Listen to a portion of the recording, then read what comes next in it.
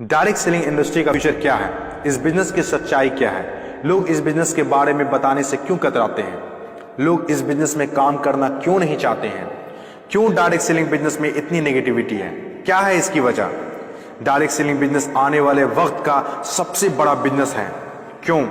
अगर आज आप दूसरी कंट्रीज को देखें, जो कंट्रीज आज डेवलप्ड है, उन सभी कंट्रीज के अंदर डायरेक्ट सेलिंग बिजनेस का बहुत ज्यादा प्रायोरिटीज दी जाती है, क्योंकि डायरेक्ट सेलिंग बिजनेस लोगों का बिजनेस है और जब तक दुनिया में लोग रहेंगे तब तक ये बिजनेस चलता रहेगा, क्योंकि ये बिजनेस लोगों पर डिपेंडेड है। जब तक लोग खाते रहेंगे, नहाते रहेंगे, कपड़ा पहनते रहेंगे, तब तक ये बिजनेस आपका चलता रहेगा। अपने इंडिया में कुछ लोग इसे फंसने फंसाने का काम बोलते हैं और कुछ लोग ये मानते हैं जिनके पास करने को कोई काम नहीं होता वे लोग ये काम करते हैं। मैं उन सारे लोगों से सहमत हूँ, क्योंकि उन लोगों के पास अभी तक इस बिजनेस का प्रॉपर नॉलेज नहीं पहुंच पाई है। ये हम लोगों की जिम्मेदारी है कि इतनी पावरफुल और ब्यूटीफुल इंडस्ट्री के बारे में लोगों को समझाएं। दुनिया में कुछ ऐसे भी काम होते हैं जो लोगों को आसानी से समझ में नहीं आते हैं। एक छोटा सा एग्जांपल देता हूं। हम लोग दिन भर फेसबुक, व्हाट्सएप और यूट्यूब कितना यूज करते हैं और इसके लिए आपसे एक भी पैसा नहीं लिया जाता है। तो जरा सोचिए उनकी कमाई कैसे होती होगी, जबकि फेसबुक दुनिया के टॉप 10 बिजनेस में आता है कमाई के मामले में। कुछ लोग सोचते हैं अगर फेसबुक जब हमसे पैसा नहीं लेता है तो कमाता कैसे होगा। कुछ लोग सोचते हैं पता नहीं कमाता भी होगा कि नहीं। कुछ लोग कहते हैं जो डाटा हम लोग यूज करते हैं उससे कमाता है। डाटा का पैसा सिम वाले को जाता है, जिसका सिम हम लोग यूज करते हैं, चाहे वो एयरटेल हो या जियो हो। ना तो जानते हैं और ना ही जानना चाहते हैं कि कमाई आखिर कैसे होती है। दोस्तों, सबसे पहले आपके लिए ये जानना जरूरी है कि कोई भी इंडस्ट्री कैसे चलती है और कैसे बनती है। किसी भी नई इंडस्ट्री को चलने के लिए 4 फेज से गुजरना होता है। पहला जो फेज होता है वो होता है नेगेटिव फेज, और आज direct selling industry negative phase में है। ये फेज हर नई इंडस्ट्री को झेलना ही पड़ता है। जब भी मार्केट में नया बिजनेस आता है तो लोग पहले उसे ठीक से समझ नहीं पाते हैं और अनदेखा कर देते हैं, जैसे बैंकिंग सेक्टर के साथ हुआ, इंश्योरेंस सेक्टर के साथ हुआ, टेलीकॉम इंडस्ट्री के साथ हुआ।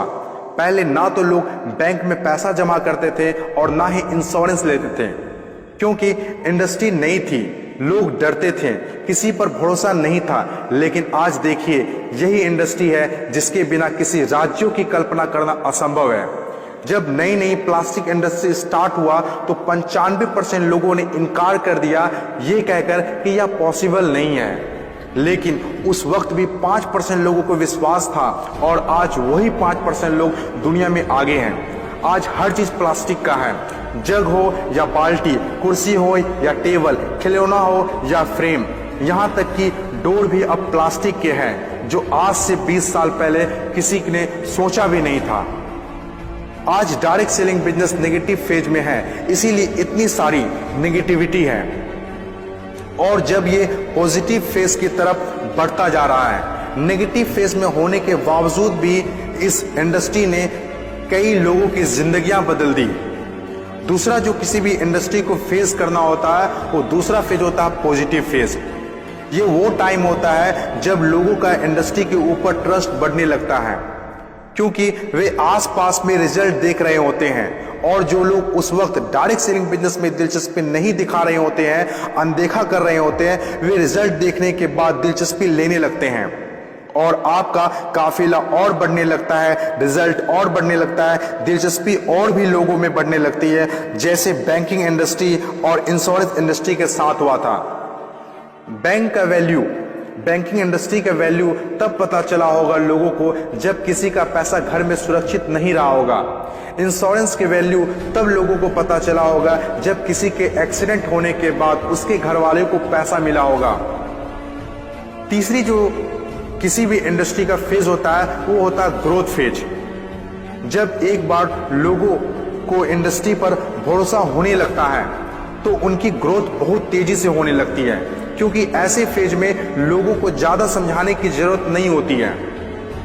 और जब तक कोई कंपनी ग्रोथ फेज में नहीं आती है तब तक लोग उसके साथ जुड़ना पसंद नहीं करते हैं और जैसे कंपनी ग्रोथ फेज में एंटर करती है तो लोग उसके साथ ऑटोमेटिक जुड़ना और काम करना स्टार्ट कर देते हैं। चौथी और आखिरी फेज, हर इंडस्ट्री को इससे गुजरना ही होता है, कंपटीशन फेज। हर एक इंडस्ट्री के अंदर एक वक्त ऐसा आता है जब कंपटीशन बढ़ने लगता है। इंडस्ट्री और कंपनीज की ग्रोथ को देखकर ज्यादातर लोग कंपनी के साथ जुड़ना और काम करना शुरू कर देते हैं। ज्यादातर लोग ज्यादा प्रॉफिट के चक्कर में कंपटीशन होने लगता है, फिर चाहे कोई सेक्टर हो, बैंकिंग सेक्टर हो, टेलीकॉम सेक्टर हो या ऑनलाइन शॉपिंग हो। आज के टाइम पर हर सेक्टर में हाई लेवल कंपटीशन है। ये टाइम हम सब के लिए बेस्ट टाइम है इस इंडस्ट्री को जानने के लिए, समझने के लिए और इसे करने के लिए। According to FICCI, direct selling industry का मार्केट साइज 6000 करोड़ आंका गया है। आज तक जितना हुआ है उसको देखते हुए फिक्की ने डिक्लेयर किया है कि डायरेक्ट सेलिंग बिजनेस 2020 से 25 तक 645 अरब तक की हो जाएगी। आपको इस बात को जानना बहुत जरूरी है कि अमेरिका, ऑस्ट्रेलिया, चीन, जापान, कोरिया और सिंगापुर जैसे बहुत बड़ी बड़ी डेवलप्ड कंट्रीज ने डायरेक्ट सेलिंग बिजनेस को बहुत हद तक अपना लिया है और वहां के सिटीजन भी बहुत जागरूक हैं। बदलाव के बिना तरक्की नहीं की जा सकती है और जो लोग अपने सोचने का तरीका नहीं बदल पाते हैं वे लोग अपनी जिंदगी में कुछ भी नहीं बदल पाते हैं। नोकिया, कोडेक जैसी बड़ी बड़ी कंपनियां चलाने वाले लोग भी अपने सोचने का तरीका नहीं बदल पाए, इसीलिए अपनी शानदार शुरुआत के बाद भी वो वक्त के साथ इतिहास के हिस्सा बन गए। इन तमाम बातों में से मैं एक बात बताना चाहता हूँ, बदलाव ही प्रकृति का नियम है।